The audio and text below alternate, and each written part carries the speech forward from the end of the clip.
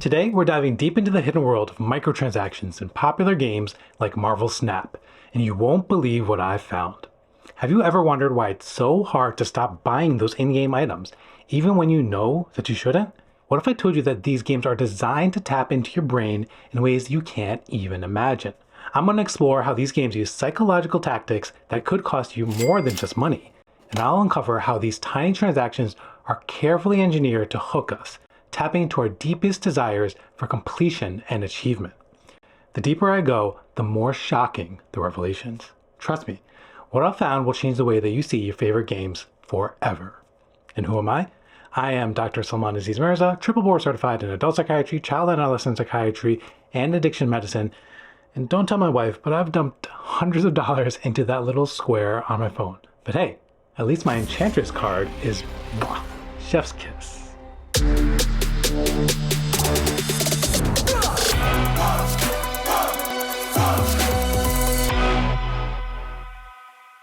Remember when games were all about skill and progress through levels?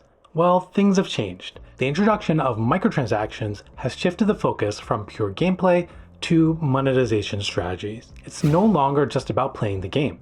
It's about engaging players in a way that encourages them to open their wallets. And this shift has fundamentally altered how we play and interact with games. From waiting for energy refills to making purchases for faster progress, our gaming strategies are now intertwined with microtransactions. But is this shift benefiting the players, or is it just a clever way for companies to boost their profits?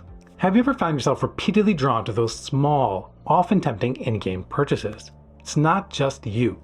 There's a whole psychology behind microtransactions in games, a method carefully crafted to appeal to our inner desires. Let's start by asking, why are those microtransactions so alluring? Picture this, you're playing your favorite game, like my current obsession, Marvel Snap. And there it is, a rare item or a unique skin, like that dope Miles Morales nullified variant, just a click away. Well, $200 over a month of clicks away, but you get me. What's really happening in your mind at that moment? The truth is, these microtransactions are designed to tap into our basic psychological needs, the desire for completion, the thrill of chance, and the satisfaction of progress. They create a just one more feeling, keeping us coming back for more. But here's where it gets even more intriguing.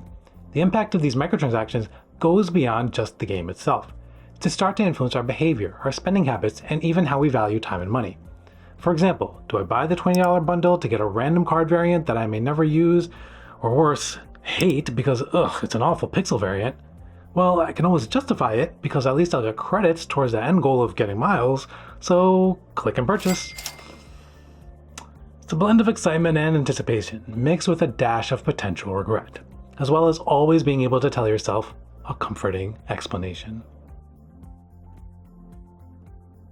Let's zoom in on a specific example, Marvel Snap.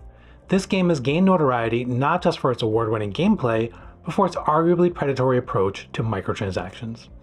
Marvel Snap breaks away from traditional card game monetization. Instead of randomized card packs, it uses a model where you level up your collection by upgrading cards you already own. But what's the catch? The genius, or perhaps the cunning, of this model lies in its subtlety. It encourages you to spend on upgrades, creating a cycle where spending feels like progress. This might seem less intrusive than other models, but it's designed to keep you engaged and spending.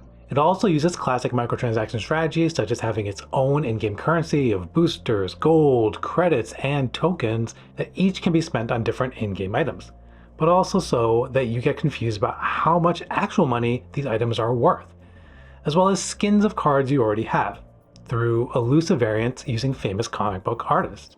Who wants a boring, flat, standard issue Iron Man card when you can get an animated gold crackle on gold border on gold finish Gary Chu version?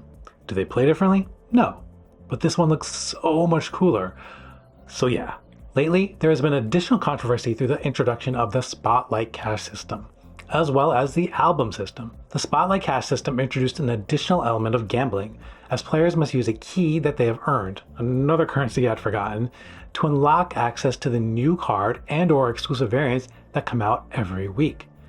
While there will be weeks where you get that card that you wanted on your first key, there are others where you have to use all 4 keys. That wouldn't be too much of a problem, but someone on Twitter sat down and figured out that each key is worth about $160 worth of game progression. And that album system?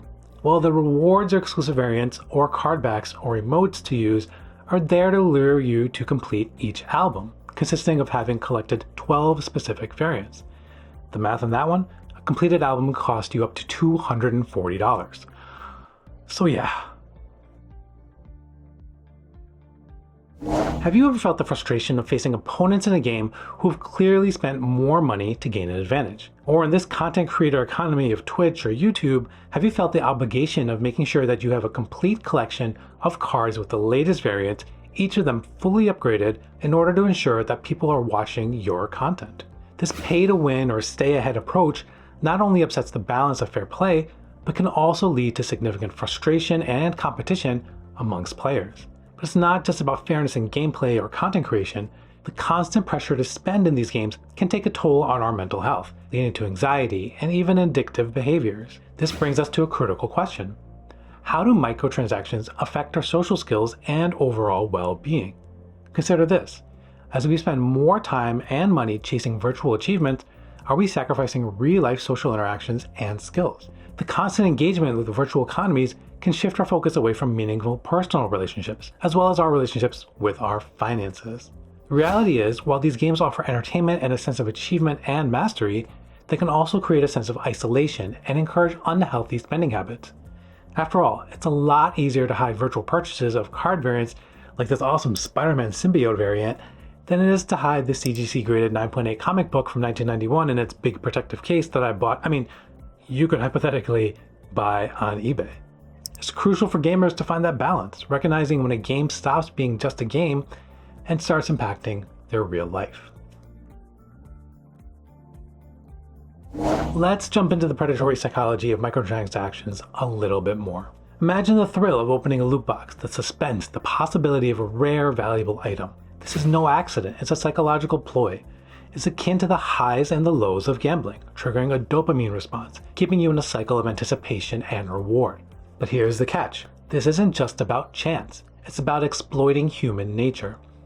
Impulse buying is encouraged through limited time offers, preying on our FOMO, or fear of missing out. Simultaneously, loss aversion is at play. We're more afraid of losing out than excited by gaining. This combination creates a potent urge to spend. And let's not leave gambling quite yet.